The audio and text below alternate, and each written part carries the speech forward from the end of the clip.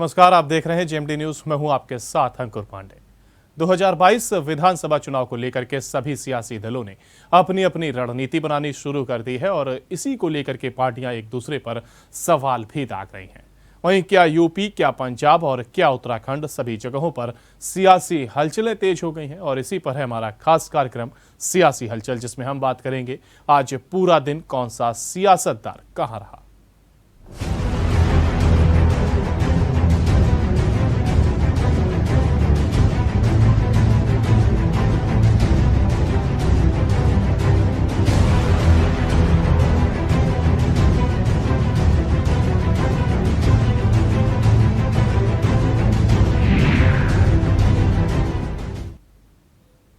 प्रधानमंत्री नरेंद्र मोदी ने झारखंड स्थापना दिवस के मौके पर रांची में बिरसा मुंडा संग्रहालय का उद्घाटन किया है और इस मौके पर उन्होंने कहा है कि पूर्व प्रधानमंत्री अटल बिहारी वाजपेयी की दृढ़ इच्छा शक्ति के कारण ही आज के दिन झारखंड अस्तित्व में आया था और इसके साथ ही उन्होंने अलग जनजाति मामलों का मंत्रालय बनाया था और जनजाति हितों को राष्ट्र की नीतियों से जोड़ा था। प्रधानमंत्री ने कहा कि राष्ट्र ने तय किया है कि आजादी के अमृत काल के दौरान आदिवासी परंपराओं और उनकी वीरता की गाथाओं को और भी भव्य पहचान दी जाएगी। इसलिए ऐतिहासिक निर्णय लिया गया है कि 15 नवंबर भगवान बिरसा मुंडा की जयंती को जनजाति गौरव दिवस के रूप में मनाया जाएगा। और जब ये दिन आते हैं तो हमारा कर्तव्य होता है कि हम उनकी आभा को, उनके प्रकाश को अगली पीढ़ियों तक और ज्यादा भव्य स्वरूप में पहुंचाए। आज का ये दिन ऐसा ही पुण्य पुनीत अवसर है। 15 नवंबर की ये तारीख धरती आबा भगवान बिरसा मुंडा की जन्म जयंती, झारखंड का स्थापना दिवस और देश की आजादी के अमृत महोत्सव का ये कालखंड, ये अवसर हमारी राष्ट्रीय आस्था का अवसर है। भारत की पुरातन आदिवासी संस्कृति के गौरव गान का अवसर है और ये समय इस गौरव को भारत की आत्मा जिस जनजातीय समुदाय से ऊर्जा पाती है, उनके प्रति हमारे कर्तव्यों को एक नई ऊंचाई देने का भी है। इसलिए आजादी के इस अमृत काल में देश ने तय किया है कि भारत की जनजातीय परंपराओं को, इसकी शौर्य गाथाओं को देश अब और भी भव्य पहचान देगा। भोपाल में प्रधानमंत्री नरेंद्र मोदी ने ऐतिहासिक रेलवे स्टेशन का लोकार्पण किया है और इस दौरान पीएम मोदी ने कहा कि इस ऐतिहासिक रेलवे स्टेशन का न केवल पुनर्विकास किया गया है, बल्कि गिनौरगढ़ की रानी कमलापति के नाम से इस स्टेशन से जोड़ने से इसका महत्व भी बढ़ गया है। रेलवे का गौरव अब गोंडवाना के गौरव से जुड़ा है। मध्य प्रदेश में भोपाल में रानी कमलापति रेलवे स्टेशन के रूप में देश का पहला ISO सर्टिफाइड, देश का पहला PPP मॉडल आधारित रेलवे स्टेशन देश को समर्पित किया गया है। जो सुविधाएं कभी एयरपोर्ट में मिला करती थी, वो आज रेलवे स्टेशन में मिल रही है। आधुनिक टॉयलेट, बेहतरीन खाना पीना, shopping complex, hotel, museum, gaming zone, hospital, mall, smart parking, ऐसी हर सुविधा यहां विकसित की जा रही है। इसमें भारतीय रेलवे का पहला सेंट्रल एयर कॉन्कोर्स बनाया गया है। इस कॉन्कोर्स में सैकड़ों यात्री एक साथ बैठकर ट्रेन का इंतजार कर सकते हैं और खास बात यह भी है कि सारे प्लेटफॉर्म इस कॉन्कोर्स से जुड़े हुए हैं। इसलिए यात्रियों को अनावश्यक भागदौड़ करने की जरूरत नहीं होगी। भाइयों और बहनों, ऐसे ही इंफ्रास्ट्रक्चर की, ऐसी ही सुविधाओं की देश के सामान्य टैक्स पेयर को, देश के मध्यम वर्ग को हमेशा उम्मीद रही है। यही टैक्स पेयर का असली सम्मान है। वीआईपी कल्चर से ईपीआई यानी every person is important,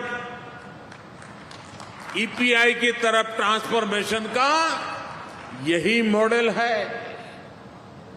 railway stations के पूरे इकोसिस्टम को इसी प्रकार ट्रांसफॉर्म करने के लिए आज देश के 250 से अधिक रेलवे स्टेशनों का कायाकल्प किया जा रहा है। साथियों, आत्मनिर्भर भारत के संकल्प के साथ आज भारत आने वाले वर्षों के लिए खुद को तैयार कर रहा है,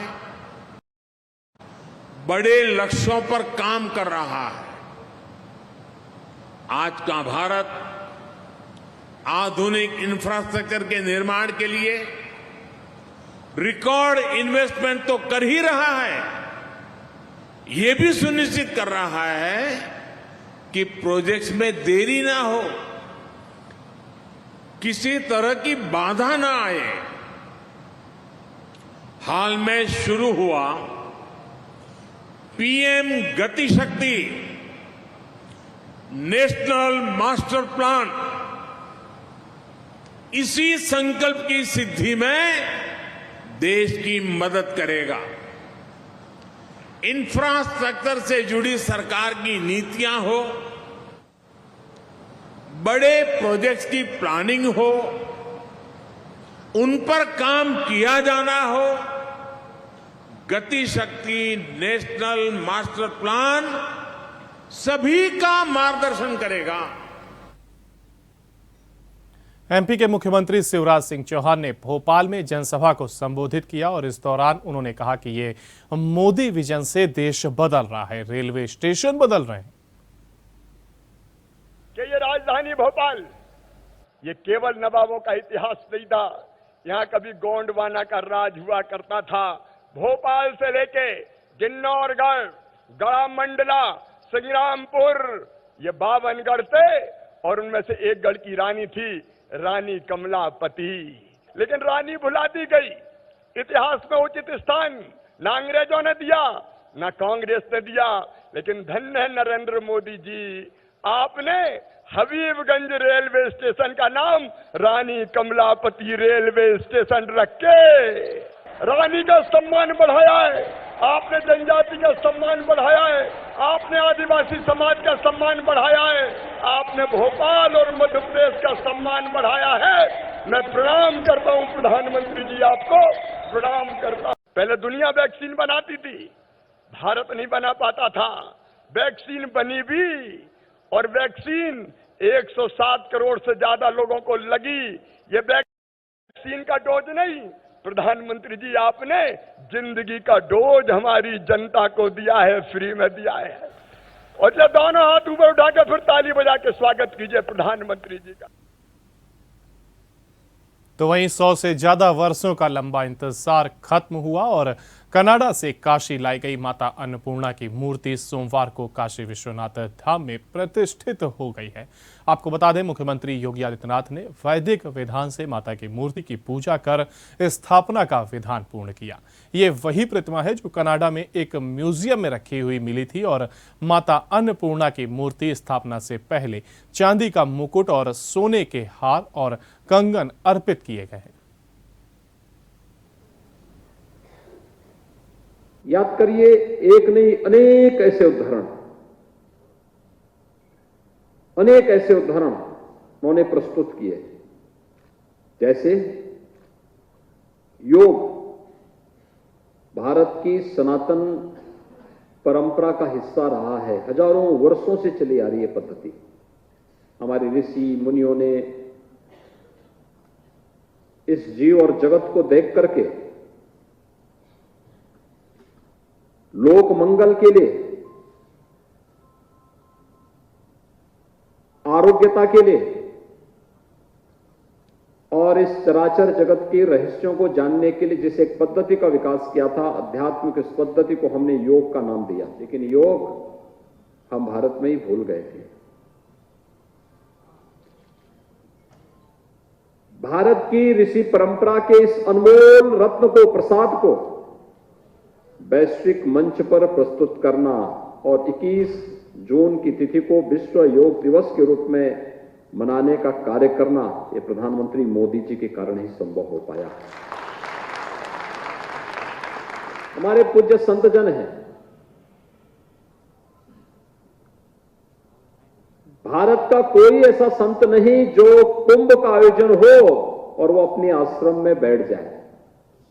वो दौड़ पड़ता है कुंभ के आयोजन में, क्योंकि हमारी मान्यता रही है, सनातन मान्यता रही है कि कुंभ का आयोजन सभी देवी देवताओं को संगम तट पर लेकर के आ जाता है।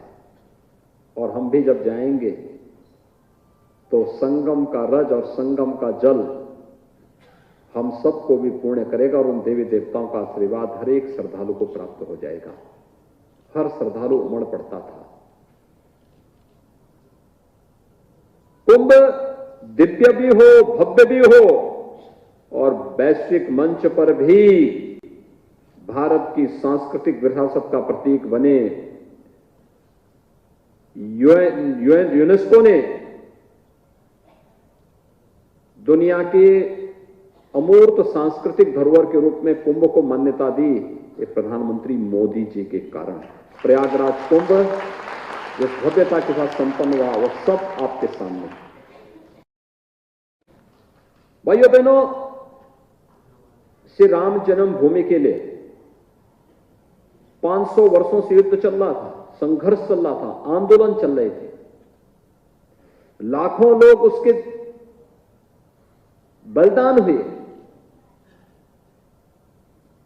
लेकिन सफलता तब भी दूर की पौड़ी थी।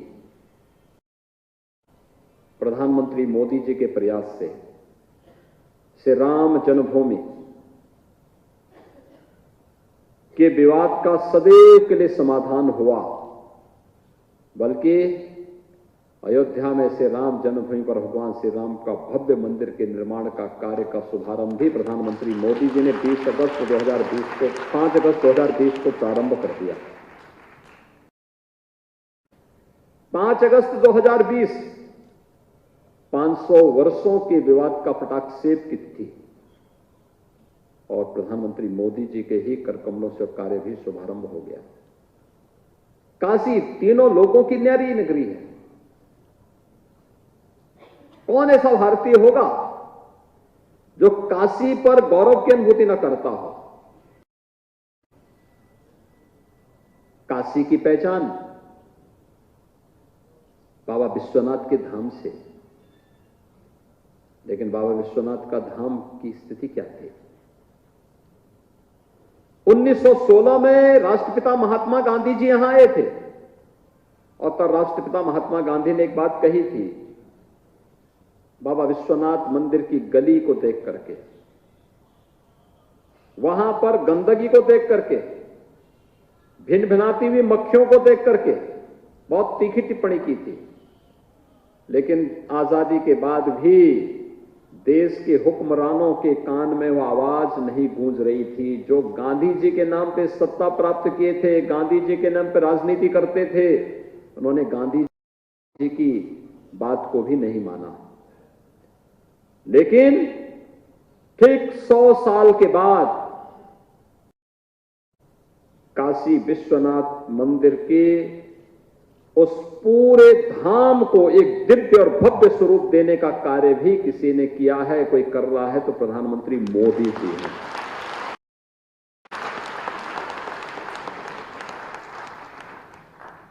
कौन ऐसा भारतीय होगा जिसकी इच्छा न होती हो कि मैं जीवन में एक बार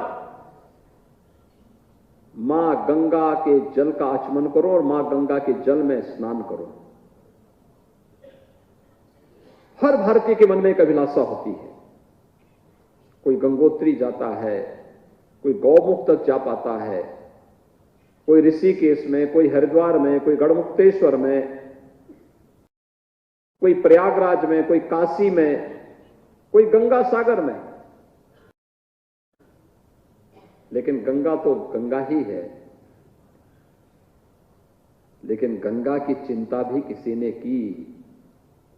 अविरल गंगा, निर्मल गंगा की परिकल्पना को भी किसी ने साकार किया, तो प्रधानमंत्री मोदी जी ने। बढ़ते हैं अगली खबर की ओर। यूपी विधानसभा चुनाव से पहले बयानबाजी तेज है और यूपी की सियासत में पाकिस्तान के संस्थापक मोहम्मद अली जिन्ना के बाद अब चंद्रगुप्त मौर्य की एंट्री हो गई है। सीएम योगी आदित्यनाथ ने इतिहासकारों पर दोष मढ़ते हुए कहा है कि उन्होंने चंद्रगुप्त मौर्य को महान नहीं बताया, बल्कि उनसे हारने वाले सिकंदर को महान बता दिया। योगी के इस बयान पर एआईएमआईएम प्रमुख असदुद्दीन ओवैसी ने पलटवार किया है। ओवैसी ने कहा है कि हिंदुत्व एक फर्जी इतिहास की फैक्ट्री है।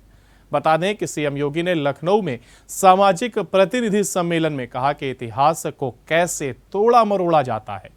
हमारा इतिहास चंद्रगुप्त मौर्य को महान नहीं मानता। महान किसे कहा?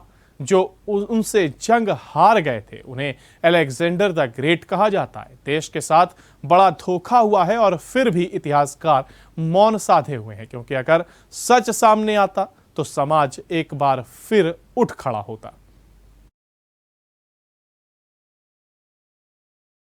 भारत ने इस कार्यक्रम को आगे बढ़ाया, वो आज किसी से छुपा हुआ नहीं, लेकिन साथ साथ न केवल उपचार और टेस्ट फ्री, खाद्यान्न भी फ्री और भाइयों बहनों वैक्सीन भी फ्री में वैक्सीन, सबको वैक्सीन। हर एक व्यक्ति के लिए वैक्सीन के लक्ष्य को उपलब्ध कराते हुए पहली बार भारत ने किसी महामारी के खिलाफ वैक्सीन बनाया। 110 करोड़ से अधिक लोगों को वैक्सीन की डोज दी जा चुकी है और लगातार भारत इस कार्यक्रम को लेकर के आगे बढ़ रहा है। ये पहली बार हुआ। कल्पना करिए 2014 के पहले अगर ये महामारी आई होती तो क्या होता। भाइयों बहनों, इसीलिए आज हम सब आपके बीच में आए हैं। आपने 2017 में प्रधानमंत्री मोदी जी के आह्वान पर तत्कालीन भारतीय जनता पार्टी के राष्ट्रीय अध्यक्ष अमित शाह जी के रणनीति के तहत भारतीय जनता पार्टी के पक्ष में समर्थन किया, सहयोग किया। और भाइयों बहनों, पिछले 4.5 वर्ष से अधिक का कार्यकाल प्रदेश के अंदर भारतीय जनता पार्टी नेतृत्व की सरकार का संपन्न हुआ है। आपने देखा होगा प्रदेश के अंदर प्रदेश की जो सबसे खराब स्थिति होती थी वह प्रदेश के अंदर भय का माहौल होता था। पर्व और त्योहार आते थे, दंगे शुरू हो जाते थे।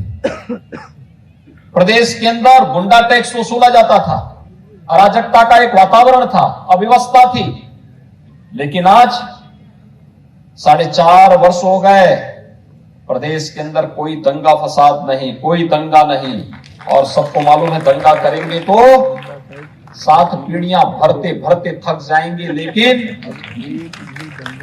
रंगों के द्वारा हुए किसी भी व्यापारी या किसी भी शासकीय नुकसान की भरपाई कभी नहीं कर पाएंगे। विश्व हिंदू परिषद समरसता युक्त भारत निर्माण और सामाजिक समरसता निर्माण के लिए प्रदेश में विविध जन जागरण कार्यक्रमों के माध्यम से कार्य करेगी। और यह बात विश्व हिंदू परिषद के राष्ट्रीय प्रवक्ता और अखिल भारतीय असमर्था प्रमुख देवजी ने पत्रकार वार्ता के दौरान कही। इटावा में 2 दिनीय विश्व हिंदू परिषद के समरसता संगोष्ठी के दौरान देवजी गुजरात से इटावा पहुंचे हुए थे।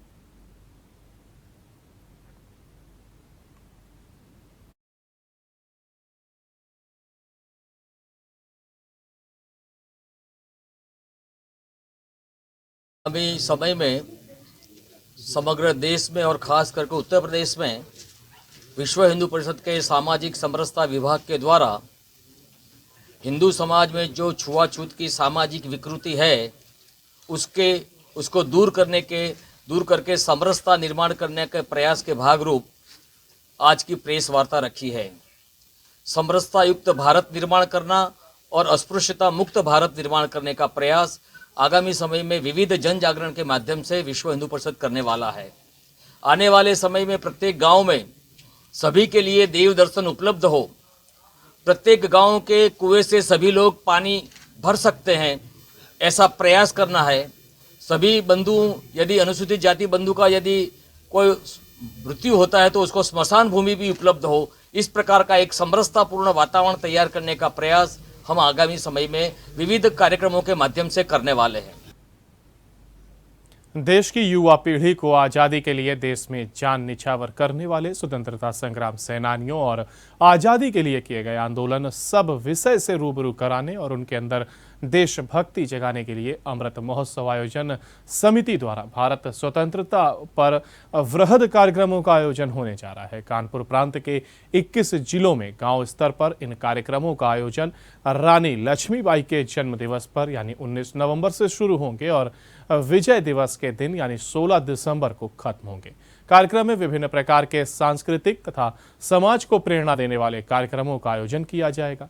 यह जानकारी अमृत महोत्सव आयोजन समिति के सदस्यों ने लिटिल सेफ में प्रेस वार्ता कर दी।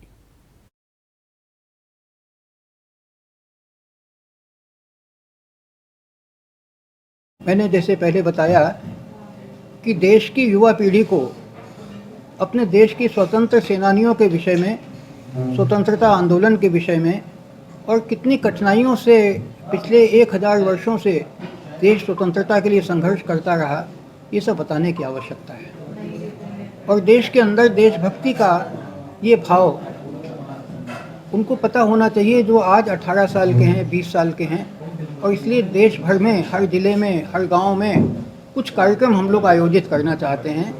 ये कार्यक्रम महारानी लक्ष्मीबाई के जन्मदिन 19 नवंबर से आरंभ होकर विजय दिवस 16 दिसंबर 2021 तक स्थान स्थान पे आयोजित होने हैं।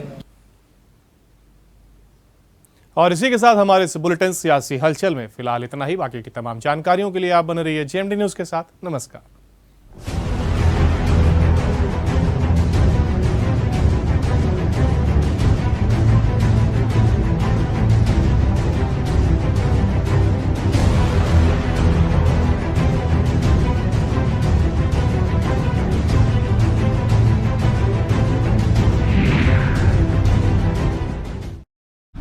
अगर आपको हमारा वीडियो पसंद आया हो तो हमें लाइक करें, सब्सक्राइब करें और ज्यादा से ज्यादा शेयर करें। और हाँ, बेल आइकॉन दबाना ना भूलें ताकि हर खबर का अपडेट आप तक पहुंचे तुरंत। आप हमें इंस्टा, ट्विटर और फेसबुक पर भी फॉलो कर सकते हैं। हमारी आईडी है @JMD News